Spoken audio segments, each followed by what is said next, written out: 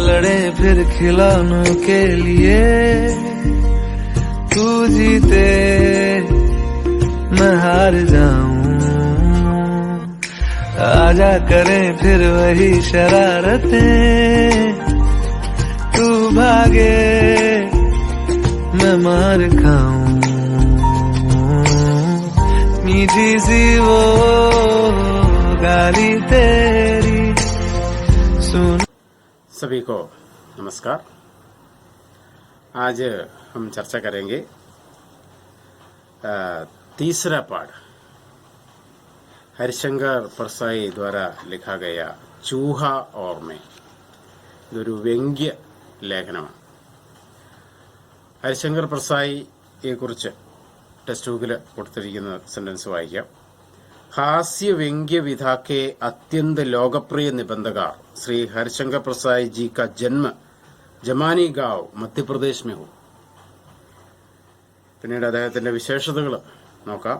सामाजिक विसंगतियों, राष्ट्रव्यापी भ्रष्टाचार और रिश्वतखोरों पर अत्यंत पैने एवं कठोर व्यंग कसने वाले परसाई जी प्रत्येक निबंध में हास्य व्यंग के पुट से पाठक की मनोवृत्ति को हठात अपनी ओर आकर्षित कर लेते. അപ്പോൾ രാഷ്ട്രീയ രംഗത്തെ അഴിമതികൾ, കൈക്കൂലി ഇവയ്ക്കൊക്കെതിരെ അതിശക്തമായ വിമർശനം തന്റെ ലേഖനങ്ങളിലൂടെ അദ്ദേഹം നടത്തുകയുണ്ടായി. അങ്ങനെ ജനഹൃദയങ്ങളിൽ അദ്ദേഹം സ്ഥാനം നേടുകയുമുണ്ടായി. നിരവധി പുരസ്കാരങ്ങൾ അദ്ദേഹത്തിന് ലഭിച്ചിട്ടുണ്ട്. കേന്ദ്രീയ സാഹിത്യ അക്കാദമി പുരസ്കാർ, മധ്യപ്രദേശ് കാ ശിഖർ സമ്മാൻ തുടങ്ങിയ പുരസ്കാരങ്ങൾ. रचनाओं के अनुवाद लगभग सभी भारतीय भाषाओं में और अंग्रेजी में. അപ്പോൾ ഭാരതത്തിലെ ഏതാണ്ട് എല്ലാ ഭാഷകളിലേക്കും തന്നെ അദ്ദേഹത്തിന്റെ ലേഖനങ്ങൾ വിവർത്തനം ചെയ്യപ്പെട്ടിട്ടുണ്ട്. ഇംഗ്ലീഷിലും വിവർത്തനം ചെയ്യപ്പെട്ടിട്ടുണ്ട്. परसाई रचनावली शीर्षक से 6 खंडों में रचनाएं संकलित है. അപ്പം പർസായി രചനാവലി എന്ന പേരിൽ 6 വോളിയങ്ങളിലായിട്ട് അദ്ദേഹത്തിന്റെ ഈ രചനകളുടെ സംഗ്രഹം പബ്ലിഷ് ചെയ്യപ്പെട്ടിട്ടുണ്ട് എന്നുള്ളതാണ്. അപ്പോൾ ഇത്രയൊക്കെയാണ് പ്രധാനപ്പെട്ട ഹരിശങ്കർ പ്രസായിയെ കുറിച്ച് പാഠത്തിൽ ടെക്സ്റ്റ് ബുക്കിൽ പറഞ്ഞിരിക്കുന്നത്. ഇനി നമുക്ക് നേരെ പാഠത്തിലേക്ക് വരാം. പാഠത്തിന്റെ പേര് തന്നെ ചൂഹ ഓർ മേം എന്നാണ്.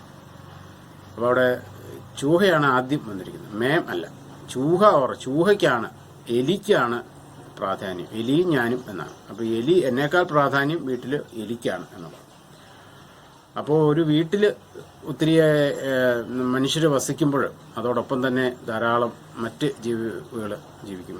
അതോടൊപ്പം വളർത്തുമൃഗങ്ങളുണ്ടാവും, അതല്ലാതെ നമ്മൾ വളർത്താത്ത മൃഗങ്ങളും ഉണ്ടാവും. അവയൊക്കെ നമ്മുടെ ജീവിത ഉണ്ടാക്കുന്ന ഭക്ഷണവും ഒക്കെ ആയി ബന്ധപ്പെട്ടാണ് അവരുടെ ജീവിതവും മുന്നോട്ട് പോകുന്നത്.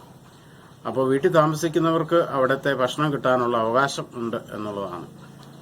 അവിടെ താമസിക്കുന്നവർക്ക് ഭക്ഷണം കൊടുക്കാനുള്ള ഉത്തരവാദിത്വം വീട്ടിൽ താമസിക്കുന്നവർക്കുമുണ്ട്. അപ്പോൾ അത്തരത്തിലുള്ള ഒരു അവകാശം മനുഷ്യരായ ദരിദ്രരായ ആളുകൾക്ക് ലഭിക്കുന്നില്ല എന്നൊരു ചിന്തയാണ് അദ്ദേഹത്തിന് ഈ ലേഖനത്തിൽ അദ്ദേഹം വ്യംഗ്യ രൂപത്തിൽ പറയുന്നത്. അതായത് നമ്മുടെ രാജ്യത്തെ പാവപ്പെട്ടവരുടെ അവസ്ഥ എന്ന് പറയുന്നത് മൃഗങ്ങളെക്കാൾ പരിതാപകരമായ അവസ്ഥയിലാണ് ഭാരതത്തിലെ പല കുടുംബങ്ങളുടെ അവസ്ഥ എന്ന കാര്യം വ്യംഗ്യ രൂപത്തിൽ അദ്ദേഹം ഈ കഥയിലൂടെ നമ്മളോട് പറയുകയാണ്. അപ്പോൾ നമുക്ക് നേരെ ഈ ലേഖനത്തിലേക്ക് വരാം. यह कहानी स्टीनबेक के लघु उपन्यास ऑफ मेन एंड मौस से अलग है. അപ്പോൾ ഈ കഥ പ്രശസ്ത നോവലായ സ്റ്റീൻബെക്കിന്റെ ഓഫ് മെൻ ആൻഡ് മൗസ് എന്നതിൽ നിന്നും വ്യത്യസ്തമാണ്. അപ്പോൾ ഇതിന്റെ പേര് കേൾക്കുമ്പോഴും അതുപോലെ ഇതിന്റെ കഥയൊക്കെ ചിലപ്പോൾ അതിനുമായിട്ട് സാമ്യം ആർക്കെങ്കിലും തോന്നിയാൽ അപ്പോൾ അതുകൊണ്ടാണ് അദ്ദേഹം ആദ്യമേ തന്നെ പറയുന്നത് അതിൽ നിന്നും വിഭിന്നമാണ് ഇതിലെ प्रतिपाद्य विषय एनुल्लതാണ്. चाहता तो लेख का शीर्षक मैं और चूहा रख सकता था, पर मेरा अहंकार इस चूहे ने नीचे कर दिया. എനിക്ക് വേണമെങ്കിൽ ഈ ലേഖനത്തിന്റെ പേര് മേ ഓർ ചൂഹ എന്ന് വെക്കാമായിരുന്നു. പക്ഷേ എൻ്റെ അഹങ്കാരത്തെ ആ എലി താഴേക്കിട്ടു, അല്ലെങ്കിൽ എൻ്റെ അഹങ്കാരത്തെ ഇല്ലാതാക്കി കളഞ്ഞു എലി തൻ്റെ പ്രവർത്തനത്തിലൂടെ എന്നുള്ളതാണ്. जो मैं नहीं कर सकता वह मेरे लिए घर का चूहा कर लेता है.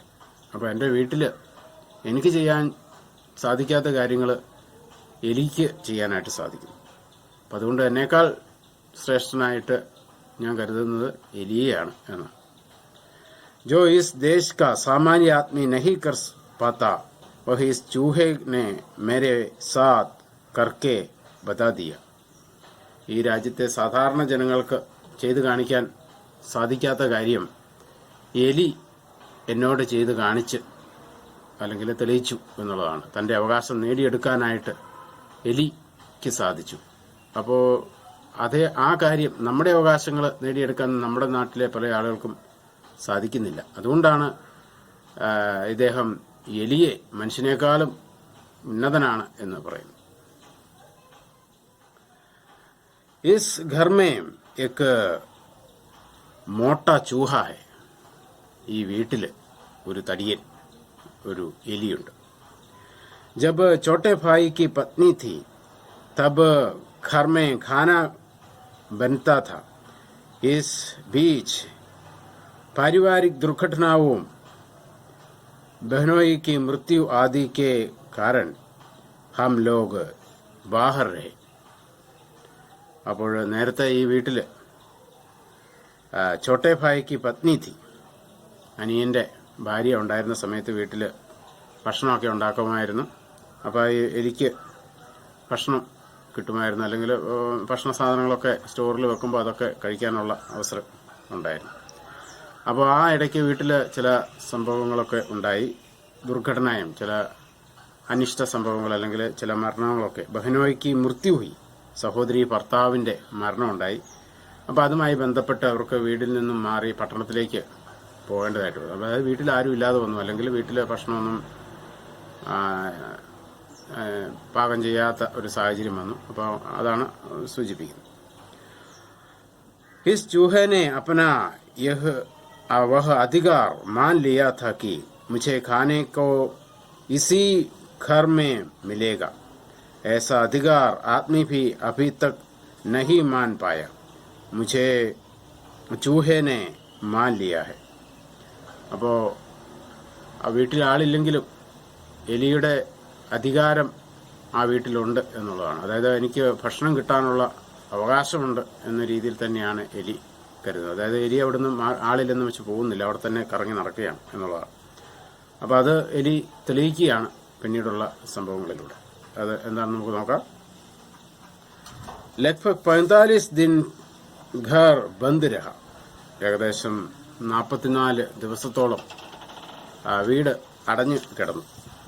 मैं जब अकेला लौटा पर घर खोला तो देखा कि चूहे ने काफी क्रोकरी फर्श पर गिराकर फोड़ डाली है. അപ്പോൾ 44 ദിവസങ്ങൾക്ക് ശേഷം വീട് തുറന്ന് നോക്കിയപ്പോൾ അവിടെ എലി ഒട്ടേറെ പാത്രങ്ങളെല്ലാം, അടുക്കളയിൽ ഉപയോഗിക്കുന്ന പാത്രങ്ങളെല്ലാം നിലത്ത് പൊട്ടിച്ചിട്ടിട്ടുണ്ട്. അതുപോലെ തന്നെ അതിൻ്റെ കാരണം അത് ഭക്ഷണം തേടി പരതി നടന്നതിൻ്റെ ഫലമായിട്ടാണ്. तो वह पड़ोस में कहीं कुछ खा लेता होगा. അപ്പോൾ ഇത്രയും ദിവസം എങ്ങനെയായിരിക്കും കഴിഞ്ഞിരിക്കുക? അയലോക്കത്തെ വീട്ടിലൊക്കെ പോയി ചിലപ്പോൾ കഴിച്ചിട്ടുണ്ടാകാം. और जीवित रहता होगा पर घर उसने वही नहीं छोड़ा. उसने इसी घर को अपना घर मान लिया है. അപ്പോൾ അവിടെ ഭക്ഷണമൊന്നുമില്ലെങ്കിലും ആ വീട് ഉപേക്ഷിച്ച് പോയിട്ടില്ല. ആ വീട് തൻ്റെ വീടായിട്ട് എലി കരുതി ഈ വീട്ടിൽ തന്നെയാണ് കഴിയുന്നത്. ഭക്ഷണം ഒരുപക്ഷെ വേറെ വീട്ടിലൊക്കെ പോയി രാത്രിയിൽ ചിലപ്പം തിന്നിട്ടുണ്ടാവും. അങ്ങനെയൊക്കെ ആ ഒരുപക്ഷെ അത് കഴിഞ്ഞുകൂടിയത്. जब मैं घर में घुसा बिजली जलाई तो मैंने देखा कि वह खुशी से चाहता हुआ यहाँ से वहाँ दौड़ रहा है. അപ്പം ഞാൻ കഥ തുറന്ന് ലൈറ്റൊക്കെ ഇട്ട് കഴിഞ്ഞപ്പോഴത്തേക്കും നോക്കിയപ്പോഴും എലി വളരെ സന്തോഷത്തോടെ ഒച്ചയൊക്കെ വെച്ച് അങ്ങോട്ടും ഇങ്ങോട്ടും ഓടുന്നത് ഞാൻ കണ്ടു. वह शायद समझ गया कि अब इस घर में खाना बनेगा, डब्बे खुलेंगे और उसकी खुराक उसे मिलेगी. അപ്പോൾ അതിന് മനസ്സിലായി കാണും, അല്ലെങ്കിൽ അത് വിചാരിക്കുന്നുണ്ടാവും, ഇനി ഈ വീട്ടിലെ ഭക്ഷണം ഉണ്ടാക്കും, അതിന് ആവശ്യമായിട്ടുള്ള ഭക്ഷണം, അതിൻ്റെ ആവശ്യമുള്ളത് അതിന് കിട്ടും എന്നുള്ള കാര്യം അത് ഓർത്തായിരിക്കും ഒരു പക്ഷേ സന്തോഷത്തോടെ അത് അങ്ങോട്ടും ഇങ്ങോട്ടൊക്കെ ഓടുന്നു. दिन भर वह आनंद से सारे घर में घूमता रहा. मैं देख रहा था, उसके उल्लास से मुझे अच्छा ही लगा. അപ്പോൾ ദിവസം മുഴുവൻ വളരെ സന്തോഷത്തോടെ അത് ഓടി നടക്കുകയാണ്. അപ്പോൾ അത് ഓടി നടക്കുന്നത് ഞാനും വളരെ കൗതുകത്തോടെ ഇങ്ങനെ നോക്കുകയാണ്. पर घर में खाना बनना शुरू नहीं हुआ, मैं अकेला था. വീട്ടിൽ ഭക്ഷണമൊന്നും ഉണ്ടാക്കാൻ തുടങ്ങിയില്ല, കാരണം ഞാൻ തനിച്ചാണ് വീട്ടിലുള്ളത്. बहन के यहाँ जो पास में ही रहती है, दोपहर को भोजन कर लेता. അപ്പം ബഹൻ്റെ വീട് അടുത്ത് തന്നെയാണ്. അപ്പോൾ അവിടെ നിന്ന് ബഹൻ ഭക്ഷണം ഉണ്ടാക്കി എനിക്ക് കൊടുത്തു വിടുകയാണ്. ഉച്ച സമയമാകുമ്പോഴത്തേക്കും ഭക്ഷണം കൊടുത്തു വിടും. रात को देर से खाता हूँ तो बहन डब्बा फेंच देती रही. വൈകുന്നേരം കഴിക്കാനായിട്ട് ഒരു ബോക്സിലാക്കി, അല്ല ടിഫിൻ ബോക്സിലാക്കി ബഹൻ കൊടുത്തു വിടും. खाकर मैं डब्बा बंद करके रख देता. चूहागम निराश हो रहे थे, सोचते होगे यह कैसा घर है, आदमी आ गया है, रोशनी भी है, पर खाना नहीं बनता. खाना बनता तो कुछ बिखरे दाने या रोटी के टुकड़े उसे मिल जाते. അപ്പോൾ ഈ എലി ഇങ്ങനെ ചിന്തിക്കുകയാണ്, ഇതെങ്ങനെയുള്ള വീടാണ്, ഇതെന്ത് വീടാണ്, ആൾക്കാരൊക്കെ വന്നിട്ടും ഇവിടെ ഭക്ഷണമൊന്നും ഉണ്ടാക്കുന്നില്ല. ഭക്ഷണം ഉണ്ടാക്കുമായിരുന്നെങ്കിൽ കുറച്ച് സാധനങ്ങളൊക്കെ അതിൻ്റെ മിച്ചവും പൊടിയൊക്കെ എനിക്ക് കിട്ടുമായിരുന്നു എന്നൊക്കെ എലി വിചാരിക്കുന്നതായിട്ട് കരുതുകയാണ്. मुझे एक नया अनुभव हुआ. रात को चूहा बार बार आता और सिर की तरफ मच्छरदानी पर चढ़कर खुलबुलाता. रात में कई बार मेरी नींद टूटती. मैं उसे भगाता, पर थोड़ी देर बाद फिर आ जाता और मेरे सिर के पास हलचल करने लगा. അപ്പോൾ വളരെ ഒരു അനുഭവം അദ്ദേഹത്തിന് ഉണ്ടാകുന്നത്, അതായത് രാത്രിയിൽ കിടക്കുന്ന സമയത്ത് ഈ എലി ഇദ്ദേഹത്തിൻ്റെ തലയുടെ അടുത്ത് വന്ന് ഒച്ചയുണ്ടാക്കി ബഹളം വെക്കുകയൊക്കെ ചെയ്യുകയാണ്. അപ്പോൾ എണീക്കുമ്പോഴത്തേനും ഓടിക്കുമ്പം ഓടിപ്പോവും. അത് കഴിഞ്ഞ് വീണ്ടും കിടക്കുന്ന ഉറങ്ങാൻ തുടങ്ങുമ്പോഴത്തേനും വീണ്ടും വന്ന് ഒച്ചയുണ്ടാക്കുന്നു. വഹ ഭൂഖാത്ത മഗർ ഉസേ സിർ ഓർ പാവ് കി സമജ് കേസിയായി. അപ്പോൾ അതിന് വിശപ്പുണ്ട് എന്നുള്ളതാണ്, അതിന് ഭക്ഷണം കിട്ടണം. പക്ഷെ അതെങ്ങനെയാണ്, എൻ്റെ തല എവിടെയാണെന്നും കാലെവിടെയാണെന്നൊക്കെ അതിന് കൃത്യമായിട്ട് മനസ്സിലാകുന്നുണ്ടല്ലോ. അത് കാലിൻ്റെ അടുത്ത് വന്ന് ഒച്ച വെക്കുന്നില്ല, മറിച്ച് എൻ്റെ തലയുടെ അടുത്ത് വന്നാണ് അത് ഒച്ചയുണ്ടാക്കുന്നത്. അതിന് ഭക്ഷണം വേണമെന്നത് പറയുന്നതാണ് എന്നുള്ളതാണ് എൻ്റെ അർത്ഥം. വഹു മേരെ പാവോं की तरफ गड़बड़ नहीं करता, सीधे सिर की तरफ आता और हलचल करने लगता. एक दिन वह मच्छरदानी में घुस गया. അപ്പോൾ അതിങ്ങനെ എപ്പോഴും വന്ന് ബഹളം വെക്കുകയാണ്. അപ്പോൾ ദേഹം കിടക്കുന്നത് കൊതുകുപോലെയൊക്കെ ഇട്ടിട്ടാണ്. ഈ കൊതുകുപോലെയൊക്കെ ഇടയക്കടെ ഇത് അകത്തോട്ട് കയറി വരികയും എന്നിട്ട് ഈ തലയുടെ അവിടെ വന്ന് ഒച്ച വെക്കുകയും ഒക്കെ ചെയ്യണം. അതിന് ഭക്ഷണം കിട്ടാത്തതുകൊണ്ടുള്ള ആ പരിഭ്രമം അത് കാണിക്കുകയാണ്. മേ ബഡാ പരേശാൻ ക്യാ കരൂ, ഇസേ മാരൂ യാ കിസി അലമാരി के नीचे मर गया तो सड़ेगा और सारा घर दुर्गंध से भर जाएगा. फिर भारी अलमारी हटाकर इसे निकालना पड़ेगा. അപ്പോൾ ഇതിനെ അടിച്ച് കൊന്നു കഴിഞ്ഞാൽ, ഇപ്പോൾ അടിയും കൊടുത്തു കഴിഞ്ഞാൽ ചിലപ്പോൾ ഇത് ചത്തുപോകാം. അത് ഇപ്പം ഓടുന്ന വഴി ചത്ത് എവിടെയെങ്കിലും അവിടെ കിടന്ന് ചീഞ്ഞ് കഴിഞ്ഞാൽ, അലമാരിയുടെയൊക്കെ അടിയിൽ പോയി കിടന്ന് ചീഞ്ഞ് കഴിഞ്ഞാൽ മണം വരും. പിന്നെ അലമാരിയൊക്കെ തള്ളി മാറ്റി എടുത്ത് കളയണം. അങ്ങനെയുള്ള ബുദ്ധിമുട്ടുകളൊക്കെ വരാൻ ഇദ്ദേഹം തന്നെയേ വീട്ടിലുള്ളൂ. അപ്പോൾ അതുകൊണ്ട് അതൊക്കെ വളരെ ബുദ്ധിമുട്ടുള്ള കാര്യമാണ്. അതുകൊണ്ട് ഇദ്ദേഹം ഇതിനെ കൊല്ലാനൊന്നും നോക്കുന്നില്ല. चूहा दिन भर फटफड़ाता और रात को मुझे तंग करता. मुझे नींद आती मगर चूहा राम फिर मेरे सिर के पास फटफड़ाने लगते. അപ്പോൾ എപ്പോഴും ഈ എലി ബഹളമുണ്ടാക്കിക്കൊണ്ടിരിക്കുകയാണ്. ഉറങ്ങാൻ തുടങ്ങുമ്പോഴെല്ലാം ബഹളം വെക്കുകയാണ്. ആഖിർ एक दिन मुझे समझ में आया कि चूहे को खाना चाहिए. അപ്പോൾ എനിക്ക് മനസ്സിലായി അവന് അല്ലെങ്കിൽ എലിക്ക് ഭക്ഷണം വേണം എന്നുള്ളതാണ് അവൻ്റെ ആവശ്യം. അതിനു വേണ്ടിയിട്ടാണ് അവൻ ഈ എല്ലാ പരിശ്രമവും ചെയ്യുന്നത്, ഈ ഒച്ച വെക്കുന്നതെല്ലാം.